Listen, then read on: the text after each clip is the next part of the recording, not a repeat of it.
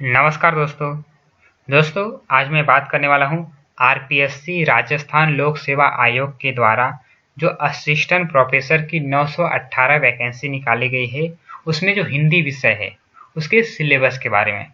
तो दोस्तों आप लोग जानते ही होंगे कि आरपीएससी के द्वारा राजस्थान लोक सेवा आयोग के द्वारा असिस्टेंट प्रोफेसर की जो वैकेंसी होने वाली है वो लिखित एग्जाम के द्वारा होगी।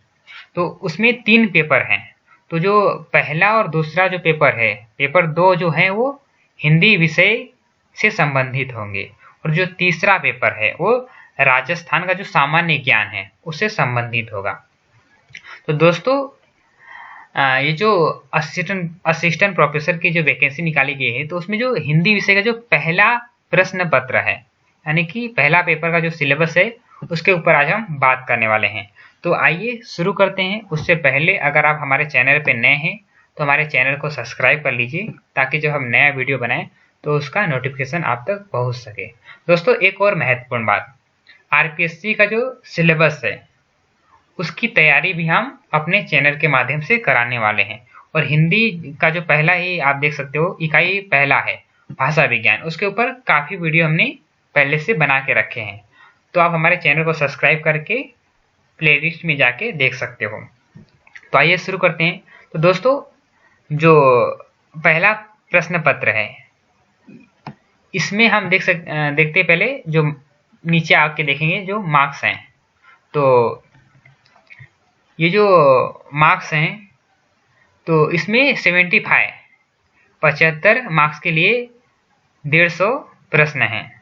उसका जो समय है वो 3 घंटे है, और इसमें निगेटिव मार्किंग भी रखा गया है, और सभी प्रश्न जो आएंगे वो ऑब्जेक्टिव आएंगे।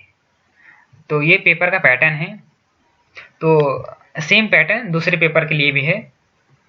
तो आइए हम सिलेबस का चर्चा करते हैं। तो जो पहला इकाई है, इसमें 5 इकाई है। तो जो पहला इकाई है ये भाषा विज्ञान से संबंधित है।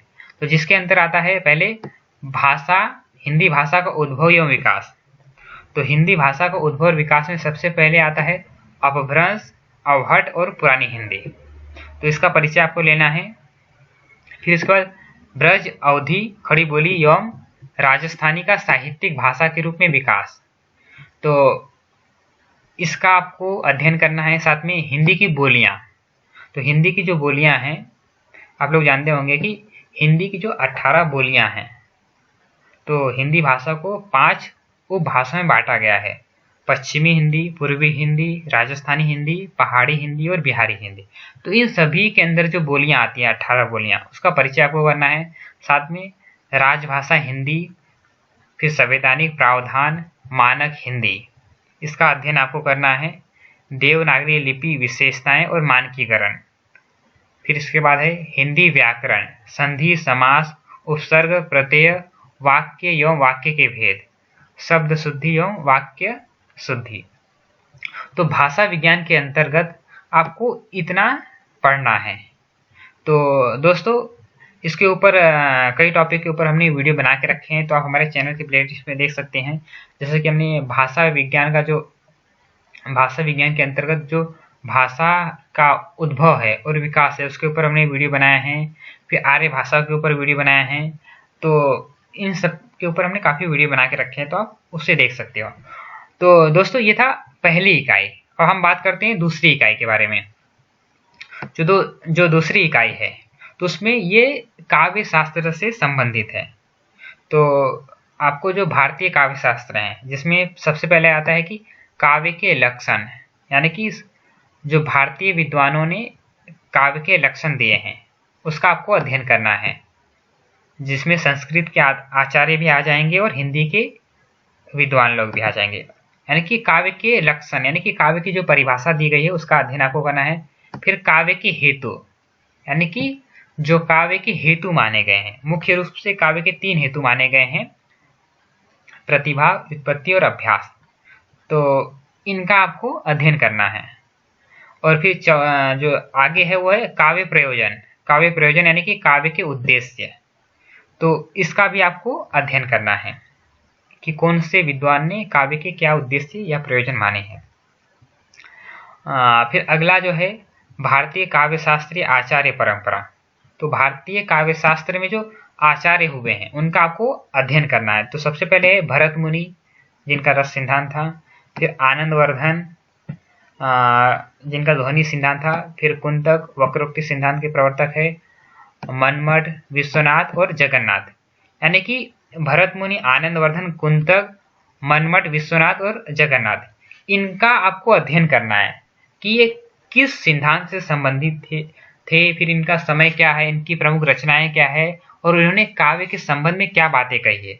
इतने बात का आपको अध्ययन करना है। इन सभी चीजों का अध्ययन हम अपने चैनल के माध्यम से करवाने वाले हैं, तो आप हमारे चैनल को ज्वाइन करके इसका अध्ययन कर सकते हो। आगे हम देखते हैं। तो पहला जो रस सिद्धांत आता है तो उसका आपको अध्ययन करना है। इसके ऊपर हमने एक वीडियो बना के रखा है, आप देख सकते हो। तो फिर रस सिद्धांत में आपको देखना है रस का स्वरूप, निष्पत्ति और साधारणीकरण। फिर इसके बाद आता है ध्वनि सिद्धांत। तो ध्वनि सिद्धांत के अंदर आपको देखना है ध्वनि का स्वरूप एवं ध्वनि के भेद। फिर इसके बाद आता है अलंकार, रीति, वक्रोक्ति। यानी कि कह सकते हैं कि भारतीय काव्य शास्त्र में जितने सिद्धांत हैं, तो औचित्य सिद्धांत का जिक्र इसके अंदर नहीं किया गया है, परंतु आप उसकी भी तैयारी करके रखिए। तो यानी कि भारतीय काव्य शास्त्र के अंदर जो भी सिलेबस दिए गए हैं नेट के सिलेबस में या सेट के सिलेबस में, वो सभी इसके अंदर शामिल किए गए हैं। उसके अलावा दोस्तों अगर आप ध्यान दें तो नीचे अलंकार, यानी कि जो प्रमुख अलंकार हैं उनका भी आपको परिचय आवश्यक है। तो इसलिए यमक, श्लेष, वक्रोक्ति, उपमा, रूपक, उत्प्रेक्षा, भ्रांतिमान, संदेह, उदाहरण, व्यास स्तुति, विभावना, वयन और सगाई, ये जो अलंकार है इनका परिचय आपको सिलेबस में दिया गया है। तो इसलिए आपको विशेषकर इन सभी अलंकारों का भी परिचय प्राप्त करना पड़ेगा। आगे हम देखते हैं जो अंतिम है इसमें छंद। तो छंद में आपको चौपाई, दोहा, सोरठा, लोला, उल्लाला, छप्पय, कुंडलिया, हरिकीतिका, मंदाक्रांता, कवित्त, सवैया, यानी कि इतने छंदों का आपको अध्ययन करना पड़ेगा। तो दोस्तों ये था दूसरा इकाई जो कि भारतीय काव्य शास्त्र से संबंधित था। अब हम देखते हैं जो तीसरा इकाई है, आपके सामने है। तो तीसरे इकाई में आपको पढ़ना है, ये पाश्चात्य काव्य शास्त्र से संबंधित है। तो सबसे पहले आपको पढ़ना है प्लेटो का काव्य सिद्धांत। तो आप लोग जानते होंगे प्लेटो का जो काव्य सिद्धांत है अनुकरण सिद्धांत, जिसके ऊपर हमने एक वीडियो बना के रखा है, आप देख सकते हो। तो ये आपको पढ़ना है। फिर अरस्तु का अनुकरण सिद्धांत, विरेचन सिद्धांत और त्रासदी सिद्धांत। तो अरस्तु के जो 3 सिद्धांत है, एक है अनुकरण सिद्धांत, दूसरा विरेचन सिद्धांत और तीसरा जो है त्रासदी सिद्धांत। तो इन सभी का अध्ययन आपको करना है। फिर जो चौथा है वो है लॉन्जाइनस का उदात्त की अवधारणा। तो लॉन्जाइनस का जो उदात्त सिद्धांत है उसकी अवधारणा आपको करके जाना है एग्जाम में। फिर इसके बाद है क्रोचे का अभिव्यंजनावाद, वर्जसवर्थ का काव्य भाषा सिद्धांत, फिर आइए रिचर्ड्स का संप्रेषण और मूल्य सिद्धांत, कार्लिज का कल्पना सिद्धांत, टी.एस. इलियट का परंपरा एवं निर्व्यक्तिकता का सिद्धांत, मार्क्सवादी साहित्यिक चिंतन, शैली विज्ञान समीक्षा, संरचनावाद, विखंडनवाद एवं उत्तर आधुनिकता। यानी कि दोस्तों कह सकते हैं कि आपको पाश्चात्य सिद्धांत जो काव्य शास्त्र है उसका भी आपको पूरा अध्ययन करके जाना है। खासकर जो सिद्धांत का जिक्र इस सिलेबस में किया गया है उसका अध्ययन तो आपको करके ही जाना है। तो अगला जो है इकाई ये काव्य से संबंधित है। तो समग्र अध्ययन के लिए निर्धारित पाठ, तो आपको कुछ कवि दिए गए हैं उनके काव्य आपको करना है। तो सबसे पहले जो है वे है पृथ्वीराज रासो। तो पृथ्वीराज रासो का जो पद्मावती समय है तो इसका आपको अध्ययन करना है। तो आप लोग जानते होंगे जो पृथ्वीराज रासो है उसमें 57 खंड माने गए हैं। तो उसमें जो पद्मावती समय है जिसे उसमें समय का जिक्र किया गया, इसे खंड भी कहते हैं, अध्याय भी कहते हैं। तो पद्मावती समय का आपको अध्ययन करना है। ये पृथ्वीराज रासो के जो लेखक थे वो चंद बताई। तो दोस्तों मैंने एक वीडियो बनाया था जिसमें मैंने यह बताया था कि आपको ये जो पृथ्वीराज रासो हो गए, फिर मीराबाई हो गए जैसे, यानी कि इनके जो PDF फाइल ये कैसे डाउनलोड करना है। तो वो हमारे चैनल पे वो वीडियो भी हैं, तो आप ये देख के इन सभी जो नाटक, उपन्यास, कहानी हुए हैं, इन्हें आप फ्री में कैसे डाउनलोड कर सकते हैं, इसका PDF फाइल ये हमने बताया है, तो आप हमारे चैनल पे देख सकते हैं। तो आपको पृथ्वीराज रासो का जो पद्मावती समय है वो पढ़ना है। फिर उसके बाद जो कबीर ग्रंथावली है, तो यानी कि जो श्याम सुंदर दास के द्वारा जो संपादित पुस्तक है कबीर ग्रंथावली, तो उसके आपको आरंभिक 20 पद एवं विरह को अंग तथा कस्तूरिया मृग को अंग ये पढ़ने हैं। यानी कि आपको 20 पद पढ़ने हैं और उसके अंदर जो श्याम सुंदर दास के द्वारा जो कबीर ग्रंथावली का संपादन किया गया है उसी पुस्तक से आपको विरह को अंग एवं कस्तूरिया मृग को अंग ये दोनों भी पढ़ने हैं। इसके बाद आता है मीरा संचयन, तो जो संपादक है नंद चतुर्वेदी, तो इसके प्रारंभिक 25 पदों का अध्ययन आपको करना है। इसके ऊपर भी कुछ वीडियो हमने बना के रखे हैं मीरा की पदावली पर, वो भी आप देख सकते हो। फिर इसके बाद है भ्रमरगीत सार, तो जो रामचंद्र शुक्ल है इनके द्वारा जो संपादित पुस्तक है उसमें से पद नंबर 21 से लेकर 50 तक जो पद हैं उसका आपको अध्ययन करना है। फिर इसके बाद आता है जायसी ग्रंथावली, इसके अंतर्गत आपको नागमती वियोग खंड इसका अध्ययन करना है, जो कि संपादक है इसके रामचंद्र शुक्ल। फिर इसके बाद है तुलसीदास, तो तुलसीदास जो हैं इनका विनय पत्रिका, तो इसके जो संपादक हैं वियोगी हरि। दोस्तों जो तुलसीदास का विनय पत्रिका है इसका PDF फाइल भी आपको मिल सकता है। उसके लिए आपको क्या करना पड़ेगा, हमारे चैनल पे एक वीडियो है जिसपे हमने बताया है कि हमारे UGC नेट और अन्य प्रतियोगी परीक्षाओं में जो सिलेबस होते हैं हिंदी के, चाहे वो नाटक हो, उपन्यास हो, काव्य हो, उसका PDF फाइल आपको कैसे डाउनलोड करना है। तो आप वो देख के विनय पत्रिका का भी PDF फाइल, नागमती या अन्य जो ऐसे घनानंद कवित्त है, ये सब आप डाउनलोड कर सकते हो। हमने बताया है उदाहरण के साथ कि इसे डाउनलोड कैसे करना है। तो आपको नेट के सिलेबस में दिया गया है तुलसीदास का उत्तरकांड, और इसमें दिया है आपको तुलसीदास का विनय पत्रिका, जो कि संपादक है वियोगी हरि। तो इसमें इस पुस्तक से आपको 137 से लेकर 161 तक जो पद है इस पुस्तक में उसका आपको अध्ययन करना है। साथ में बिहारी का शारद सती ये जो पुस्तक है इसमें से आपको, इसके जो संपादक हैं वो डॉक्टर ओम प्रकाश, इस पुस्तक में से आपको बिहारी के जो 25 दोहे हैं उसका आपको अध्ययन करना है।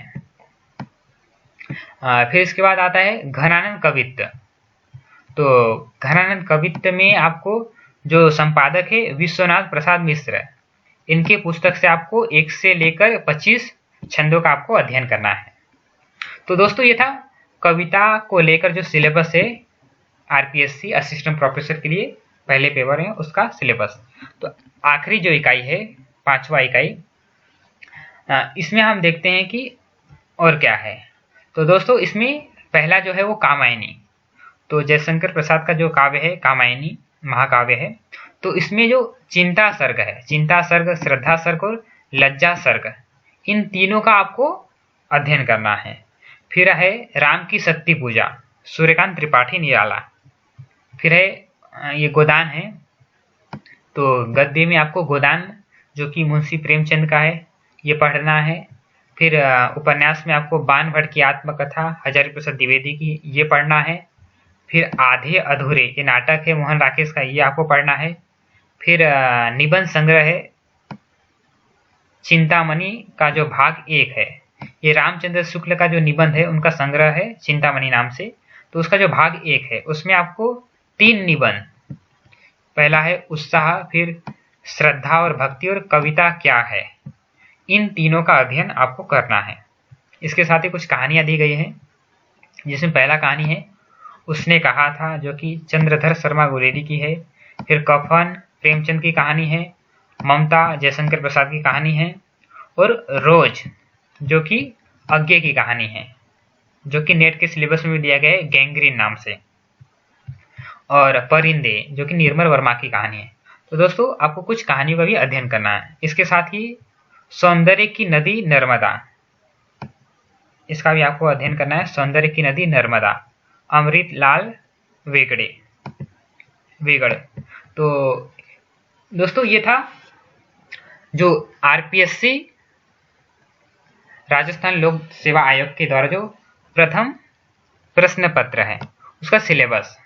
दोस्तों इसके बाद हम जो द्वितीय प्रश्न पत्र है उसका सिलेबस भी देखेंगे। तो दोस्तों अगर आपको ये वीडियो पसंद आए तो वीडियो को लाइक कीजिए, दोस्तों के साथ शेयर कीजिए और हमारे चैनल के माध्यम से अध्ययन करने के लिए आप हमारे चैनल को सब्सक्राइब कीजिए। धन्यवाद।